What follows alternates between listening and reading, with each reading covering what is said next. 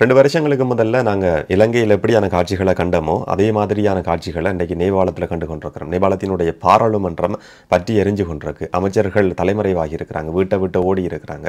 முன்னாள் பிரதமரினுடைய மனைவி வீட்டுக்குள்ள வச்சு உயிரோட கொளுத்தப்பட்ட ஒரு சம்பவம் பதிவாகியிருக்கு. இதுவரைக்கும் 23 பேரினுடைய உயிர்கள் காவு கொள்ளப்பட்டிருக்கு. நேபாளத்தில் இப்போ என்ன நடந்து கொண்டிருக்கின்றதை இன்னும் கொஞ்சம் விளக்கமா இந்த வீடியோவில் பார்க்கலாம். வணக்கம், நான் கிருஷாந்த் ராஜ்.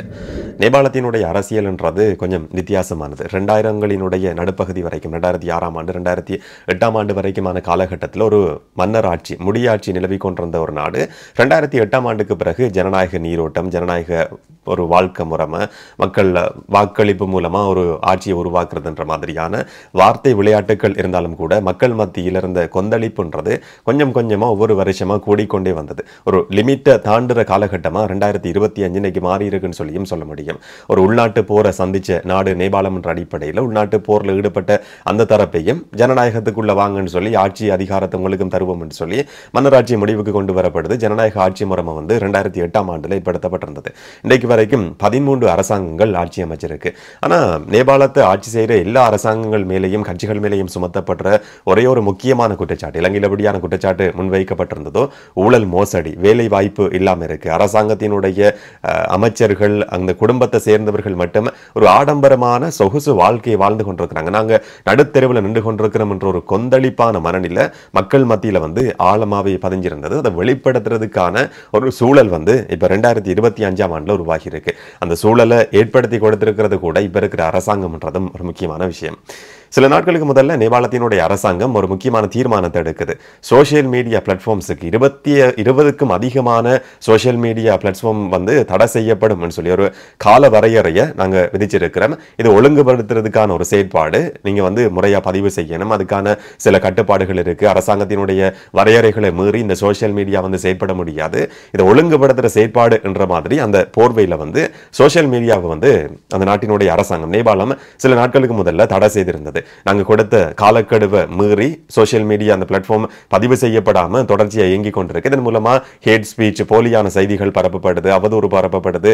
இதை பார்த்து கொண்டிருக்க முடியாது. இதை கட்டுப்படுத்த வேண்டிய ஒரு காலகட்டத்துக்கு நாங்க வந்திருக்கிறோம் என்ற காரணத்தை சொல்லி நேபாளத்தினுடைய அரசாங்கம் சோசியல் மீடியாவுக்கு தடை விதிச்சிருந்தது. இதுக்கு எதிரான ஒரு போராட்டமா ஆரம்பிக்கப்படுது. ஆனா இது வெறுமனே சோசியல் மீடியாவுக்கு விதிக்கப்பட்ட தடைக்கு எதிரான போராட்டம் மட்டும் கிடையாது. ஏற்கனவே நேபாளத்தில் இருக்கிற மக்கள் மத்தியில், அதிலும் குறிப்பா இன்றைக்கு ஜென்சி என்று சொல்லப்படுற இளம் தலைமுறையினர் மத்தியில், இளம் தலைமுறையினரை பொறுத்த வரைக்கும் இன்றைய காலகட்டத்தில் இருக்கிறவங்களுக்கு அரசியல் ஆர்வம் கிடையாதுன்ற மாதிரியான ஒரு பொதுப்படையான நிலைப்பாடு எல்லா நாடுகளிலும் இருக்கு. ஆனா அப்படி கிடையாதுன்றதுக்கான நல்ல உதாரணங்கள் அண்மைய வரலாற்றில் இலங்கையில் நடந்த போராட்டமா இருக்க முடியும், பங்களாதேஷில் நடந்த போராட்டமா இருக்க முடியும். இப்ப நேபாளத்திலையும் அதே காட்சிகளை நாங்க பார்த்து கொண்டிருக்கிறோம். தொழில் வாய்ப்பு இல்லாத ஒரு நிலைமை, வேலை வாய்ப்பின்மை என்றது 20% தொடக்கம் 30% வரைக்கும் நேபாளத்தில் இருக்குன்னு சொல்லி மதிப்பிடப்பட்டிருக்கு. ஒரு ஆய்வு அறிக்கையின்படி 30% வரைக்கும் உயர்வடைஞ்சிருக்கிறதா ஒரு தரவு குறிப்பிடுது. இந்த மாதிரி வேலை வாய்ப்பு கிடையாது, சொகுசு வாழ்க்கை, ஆடம்பரமான வாழ்க்கை அங்க இருக்கிற அரசியல்வாதிகளும் அரசியல் குடும்பத்தை சேர்ந்தவர்களும் அனுபவிச்சு கொண்டிருக்கிறாங்க.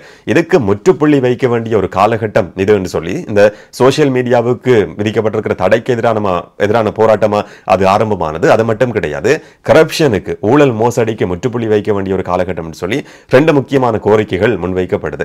சோசியல் மீடியாவுக்கான தடை விதிக்கப்பட்டதுக்கான காரணம் கூட அதை ஒழுங்குபடுத்துறதுக்கான ஒரு செயற்பாடு மட்டுமே கிடையாது. நெப்போ கிட்ஸ் என்ற ஒரு மூவ்மெண்ட், ஒரு இயக்கம் சில நாட்களுக்கு முதல்ல ஆரம்பிக்கப்படுது. இது ஒரு அரசியல் பின்புலத்தோடு ஆரம்பிக்கப்பட்டதுன்ற மாதிரியான குற்றச்சாட்டு ஒரு பக்கம் இருந்தாலும் கூட இன்றைக்கு இருக்கிற ஜென்சி தலைமுறையை சேர்ந்தவர்கள் நெப்போ கிட்ஸ் என்ற ஒரு ஹேஷ்டேக்கை பயன்படுத்தி கொண்டு அங்க இருக்கிற அரசியல்வாதிகள், செல்வாக்கான குடும்பங்களை சேர்ந்தவர்கள், அந்த குடும்பங்கள் இருக்கிற பிள்ளைகளுக்கு மட்டும் சொகுசு வாழ்க்கை கிடைக்குது, ஆடம்பரமான வாழ்க்கையை வாழ்ந்து கொண்டிருக்கிறாங்க, மாளிகைகள்ல வாழ்றாங்க, சொகுசு கார்கள் அவங்களால எப்படி வாங்க முடியும்? இந்த பணம் இந்த அரசியல்வாதிகளினுடைய குடும்பத்துக்கு எப்படி ஒரு குறுகிய காலத்துக்குள்ள கிடைச்சதுன்றதை பற்றி முறையான விசாரணைகள் நடத்தப்படணும். நாங்க நடுத்தருவில் நிற்கிறோம், நீங்க ஆடம்பரமான வாழ்க்கையை வாழ்ந்து கொண்டிருக்கிறீங்கன்னு சொல்லி ஜென்சி என்ற தலைமுறையை சேர்ந்தவர்களால ஒரு மூவ்மெண்ட் உருவாக்கப்படுது. நெப்போ கிட்ஸ் சொல்லப்படுற ஒரு இயக்கம், ஒரு மூவ்மெண்ட் மாதிரி அது சோசியல் மீடியால பரவ ஆரம்பிச்சிருந்தது. இதுக்கு எதிராக தான் சோசியல் மீடியா தடை செய்யப்பட்டது என்ற ஒரு குற்றச்சாட்டும் இருக்கு. இப்ப அரசியல்வாதிகளுக்கு எதிரான போராட்டம் எந்த அளவுக்கு தீவிரம் அடைஞ்சிருக்குன்னு சொன்னா, அந்த நாட்டினுடைய பாராளுமன்றம் முற்றுகையிடப்பட்டது மட்டும் கிடையாது, பாராளுமன்றம் கொளுத்தப்பட்டிருக்கு, பாராளுமன்றம் எரிஞ்சு கொண்டிருக்கிற காட்சிகள் இன்றைக்கு ஊடகங்கள்ல வெளிவந்திருக்கு.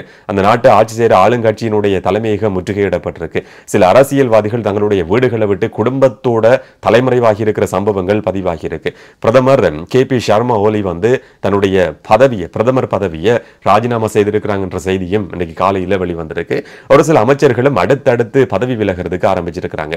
இலங்கையில எப்படியான சம்பவம் நடந்ததோ, பாராளுமன்றம் தீக்கிரையாக்கப்படல, மற்ற எல்லா சம்பவங்களும் இப்ப நேபாளத்துல நடந்து கொண்டிருக்கு. அரசியல்வாதிகள் தலைமறைவாகிறது, தப்பி ஓடுறது, சில வீடுகள் கொளுத்தப்பட்ட சம்பவங்கள் சொல்லி எந்த விதமான வித்தியாசமும் இல்லாம அதே சம்பவம், அதே காட்சியை இன்னைக்கு நேபாளத்துல நாங்க பார்க்கக்கூடிய மாதிரி இருக்கு.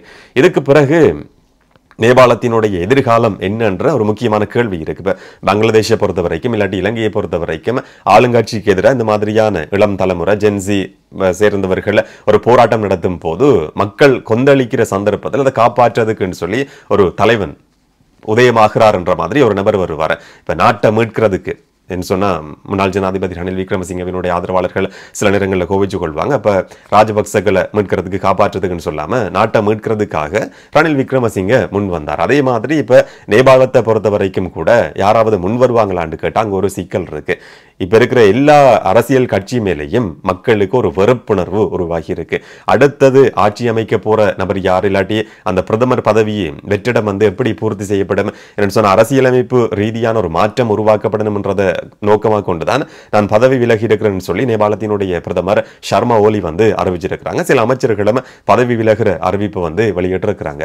அப்ப அடுத்த ஆட்சி மாற்றம் என்றது எப்படி இருக்கும் என்ற கேள்விக்கான ஒரு உறுதியான பதில் இதுவரைக்கும் கிடையாது. அதை யாராலையும் ஊகிக்க முடியாது என்ற அளவுல தான் இன்னைக்கு சர்வதேச ஊடகங்கள்ல பேசப்பட்டு வருது.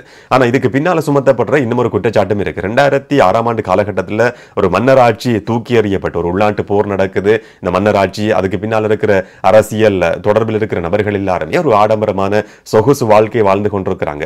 சாதாரணமான மக்கள் ஒடுக்கப்படுறாங்கன்ற, எளிமையான வாழ்க்கை வாழ்ந்து கொண்டிருக்கிற மக்கள் ஒடுக்கப்படுறாங்கன்னு சொல்லிதான் ஒரு உள்நாட்டு போர் ஆரம்பமாகி இருந்தது. ஆனா அந்த உள்நாட்டு போர்ல கலந்து கொண்ட அதே தரப்பு மேலேயும் இப்ப ஒரு குற்றச்சாட்டு சுமத்தப்படுது. ஜனநாயகத்துக்குள்ள வாங்கன்னு சொல்லி அந்த தரப்பையும் கொண்டு அந்த தரப்பினுடைய முக்கியஸ்தர்கள்ட்ட பிள்ளைகளும் அந்த நெப்போ கிட்ஸ் சொல்ற மாதிரி ஆடம்பரமான சொகுசு வாழ்க்கையை வாழ்ந்து கொண்டிருக்கிறாங்க. அப்ப அவங்க மேலேயும் மக்களுக்கு ஒரு வெறுப்புணர்வு இப்ப உருவாகி இருக்கு.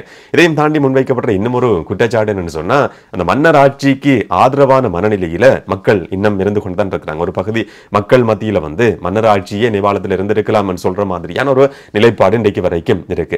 எங்களுக்கு இந்த கட்சிகள் எல்லாம் தேவை கிடையாது, உங்களை நாங்க நம்ப வேண்டிய அவசியம் கிடையாது, எங்களுக்கு திரும்பவும் ஒரு முடியாட்சி, ஒரு மன்னர் ஆட்சி தான் தேவைன்னு சொல்லி ஏற்கனவே எந்த மன்னர் தூக்கி எறியப்பட்டாரோ அவருடைய தரப்பை திரும்பவும் ஆட்சிக்கு கொண்டு வர்றதுக்கான ஒரு முயற்சியா கூட இந்த போராட்டம் பார்க்கப்படுது. ஆனா சாதாரணமான ஜனநாயகமான ஒரு போராட்டம் ஆரம்பமானது இன்றைக்கு மிகப்பெரிய ஒரு வன்முறையா இன்றைக்கு காலையில இருந்து அது மாறி இருக்கு. வன்முறைன்னு சொன்னா 20க்கும் அதிகமான நபர்கள் உயிரிழந்திருக்கிறாங்க. 200க்கும் அதிகமான நபர்கள் வைத்தியசாலைகள்ல அனுமதிக்கப்பட்டிருக்கிறாங்க. பல கட்டடங்கள் தீக்கிரையாகி கொண்டிருக்கு. ராணுவத்தினுடைய தலையீடு இலங்கையில மாதிரி அடிச்சு விரட்டுற அளவுக்கு இதுவரைக்கும் இல்லாட்டியும் கூட ராணுவ தளபதி ஒரு அமைதியான சமாதான பேச்சுவார்த்தைக்கு அழைப்பு விடுத்திருக்கிறார். பொறுமையா நாங்க இந்த விஷயத்தை கையாள்வோம், ஒரு பேச்சுவார்த்தை மூலமா ஒரு தீர்வை காண முடியும், எந்த பிரச்சனையா இருந்தாலும் ஜனநாயக ரீதியில அமைதியா பொறுமையா தான் தீர்வு காண வேண்டி இருக்கும், இந்த வன்முறைகளை எல்லாம் கைவிட்டு ஒரு பேச்சுவார்த்தைக்கு திரும்புகின்ற மாதிரி ஒரு அழைப்பு நேபாளத்தினுடைய ராணுவ தளபதியும் இப்ப விடுத்திருக்கிறார். ஒரு மிகப்பெரிய வன்முறை தொடர்ச்சியா, வன்முறைன்னு சொல்றதையும் விட ஒரு அமைதியற்ற சூழல் தான் இப்ப நேபாளத்தில் நிலவி கொண்டிருக்கு. அரசியல்வாதிகள் எங்கன்னு சொல்லியே தெரியாம தலைமறைவாகி இருக்கிறாங்க. இலங்கையில் நடந்த அதே சம்பவங்கள், அதே காட்சிகளை இன்னைக்கு நேபாளம் எங்களுக்கு நினைவுபடுத்துது. இது நேபாளத்தோட மட்டும் நிக்க போறது கிடையாது, இது மற்ற நாடுகளில் இருக்கிற அரசியல்வாதிகளுக்கும் ஒரு பாடம் சொல்லியும் சொல்ல முடியும். அது எந்த நாடாக இருந்தாலும் சரி, எல்லா நாடுகளில் இருக்கிற அரசியல்வாதிகளுக்கும் ஒரு பாடமா இந்த போராட்டம்ன்றது மாறி இருக்கு. அது இன்றைக்கு கட்டுப்படுத்த முடியாத அளவுக்கு வன்முறையா மாற்றம் அடைஞ்சிருக்குன்றது தான் இதுல கவலைக்குரிய ஒரு விஷயம். இது நடக்கும்ன்றதை பொறுத்திருந்து பார்க்கலாம். நேபாளத்தில் நடந்து கொண்டிருக்கிற இந்த ப்ரொட்டஸ்ட், இந்த போராட்டம் சம்பந்தமா நீங்க என்ன நினைக்கிறீங்கன்றதை கமெண்ட்ல சொல்லுங்க. இன்னும் ஒரு வீடியோவில் இன்னும் ஒரு தகவலோட சந்திக்கலாம். வணக்கம்.